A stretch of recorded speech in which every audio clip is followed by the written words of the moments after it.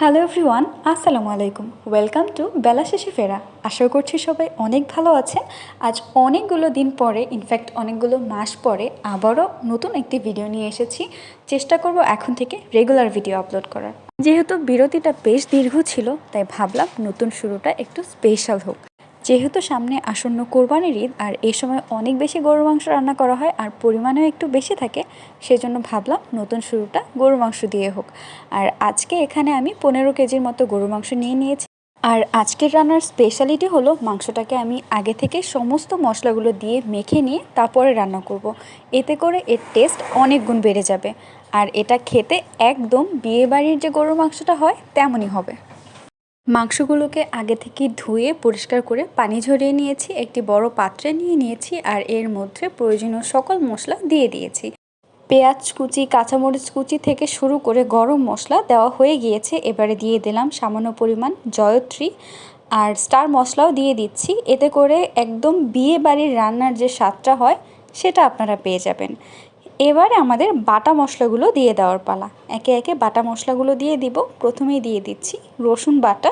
আমাদের আজকের রান্নার আরও একটি স্পেশাল বিষয় হচ্ছে, আমি কিন্তু আজকের রান্নায় কোনো পানি ব্যবহার করব না। এর স্বাদ কিন্তু একেবারে বিয়ে বাড়ির গরুর মাংসের মতোই হবে, একদম নরম এবং জুসি। দেখতে পাচ্ছেন আমি দিয়ে দিলাম আদা বাটা, এবারে দিয়ে দিচ্ছি জিরা বাটা। ব্যাস আমাদের বাটা মশলা দেওয়া হয়ে গিয়েছে। সব শেষে আমি দিয়ে দিচ্ছি জয়ফল বাটা।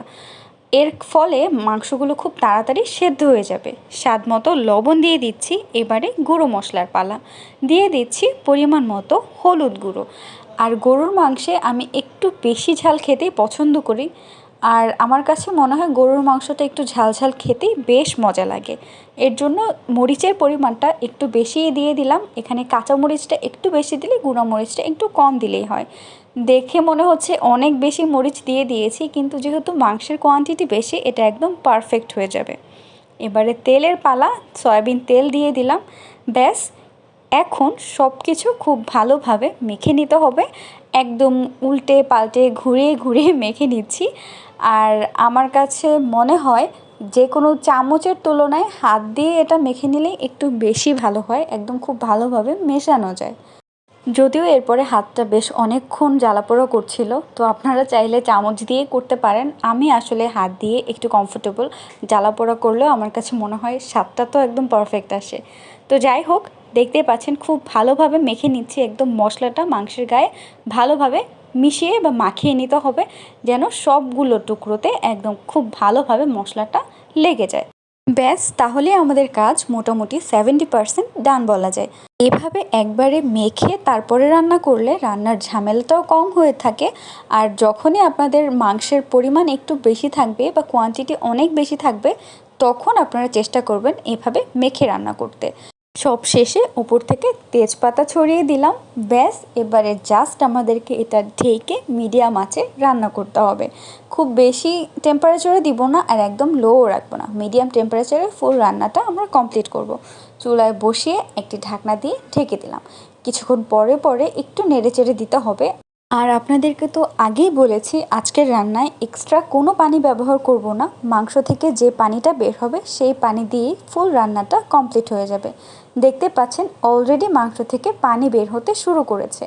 একটু নেড়ে চেড়ে উপর নিচ করে দিতে হবে, যেন সবগুলো মাংসই সমানভাবে তাপ লাগে। যেহেতু কোয়ান্টিটি একটু বেশি, উপরের মাংসগুলোতেও যেন সমানভাবে তাপ লাগে, সেজন্য খুব ভালোভাবে আমাদের নেড়ে চেড়ে আবারও ঢাকনা দিয়ে ঢেকে রান্না করতে হবে। আগেই তো বলেছি, এখন আমাদের আর তেমন বিশেষ কোনো কাজ নেই। একটু ওয়েট করতে হবে এবং কিছুক্ষণ পরে পরে ঢাকনাটা তুলে নেড়েচেড়ে দিয়ে আবারও ঢাকনা দিয়ে ঢেকে রান্না করতে হবে। আর মাংসগুলো ইতিমধ্যে সেদ্ধ হয়ে গিয়েছে, দেখতে পাচ্ছেন। আগেই তো আপনাদের বলেছি আজকের রান্নার টেস্ট হবে একদম বিয়ে বাড়ির গরু মাংসের মতো। আর যেহেতু বিয়ে বাড়ির মাংসগুলো খেতে একটু নরম হয়, তো এর জন্য একটু বেশি সময় ধরেই জাল করতে হবে। আমার রান্না কিন্তু মোটামুটি হয়ে গিয়েছে। আপনারা যতটুকু ঝোল রাখতে চাচ্ছেন ততটুকু রেখেই নামিয়ে ফেলবেন। আর যেহেতু এখানে অনেকগুলো মানুষের রান্না হচ্ছে, তো একটু ঝোল বেশি রাখাই ভালো হবে।